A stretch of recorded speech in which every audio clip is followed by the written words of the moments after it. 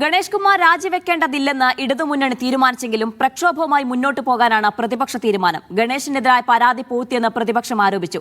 ഗണേഷിന്റെ രാജി ആവശ്യപ്പെട്ട് പ്രതിപക്ഷ സംഘടനകൾ വിവിധയിടങ്ങളിൽ മാർച്ച് നടത്തി. ഉമ്മൻചാണ്ടി സർക്കാരിന്റെ കാലത്ത് ഗണേശിനെതിരെ ആരോപണം ഉയർന്നപ്പോൾ മുഖ്യമന്ത്രി തന്നെ രാജി ആവശ്യപ്പെട്ടിരുന്നു. ഇതിന് പിന്നാലെ ഗണേശ് രാജിവെക്കുകയും ചെയ്തു. എന്നാൽ നിലവിലെ പ്രശ്നത്തിന്റെ പേരിൽ ഗണേശ് രാജിവെക്കേണ്ടതില്ല എന്ന തീരുമാനത്തിലേക്ക് ഇടതുമുന്നണി എത്തിച്ചേർന്നതോടെ പ്രതിപക്ഷം രംഗത്തിറങ്ങിയിട്ടുണ്ട്. ഗണേശിന്റെ ഭാര്യ നൽകിയ പരാതി പൂഴ്ത്തിവെച്ചുവെന്നാണ് പ്രതിപക്ഷത്തിന്റെ ആരോപണം. ഗണേശിന്റെ രാജി ആവശ്യം ശക്തമാക്കുകയും ചെയ്തു.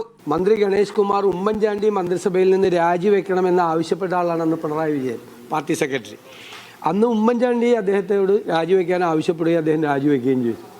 ഇന്ന് മുഖ്യമന്ത്രി പിണറായി വിജയൻ അത് ആവശ്യപ്പെടും. ഇതാണ് ഇരട്ടത്താപ്പ് എന്ന് പറയുന്നത്. ഇരട്ടത്താപ്പ്. ഗണേശിനെതിരെ കടുത്ത വിമർശനങ്ങൾ SNDP യോഗം ജനറൽ സെക്രട്ടറി വെള്ളാപ്പള്ളി നടേശനും ഉന്നയിച്ചു. അദ്ദേഹത്തിന് പെണ്ണിനോടും പൊന്നിനോടും ഏറെ ഇഷ്ടമുള്ളതാണ്. അതുകൊണ്ട് ഞാൻ കൂടുതലൊന്നും പറയുന്നില്ല. ഇത് വളരെ കേരളത്തിലെ ഗവൺമെൻറ് പറ്റിയ ഏറ്റവും അപജയമായിപ്പോയി. ഗണേശിന്റെ രാജി ആവശ്യപ്പെട്ട് മഹിളാ കോൺഗ്രസ്, യൂത്ത് കോൺഗ്രസ്, KSU എന്നിവരുടെ നേതൃത്വത്തിൽ പത്തനാപുരത്ത് MLA ഓഫീസിലേക്ക് മാർച്ച് നടത്തി. ഗണേശിനെതിരെ ഭാര്യയുടെ പരാതി ഇല്ലാത്തതുകൊണ്ട് കേസെടുക്കാൻ കഴിയില്ല എന്നാണ് പോലീസിന്റെ വിലയിരുത്തൽ.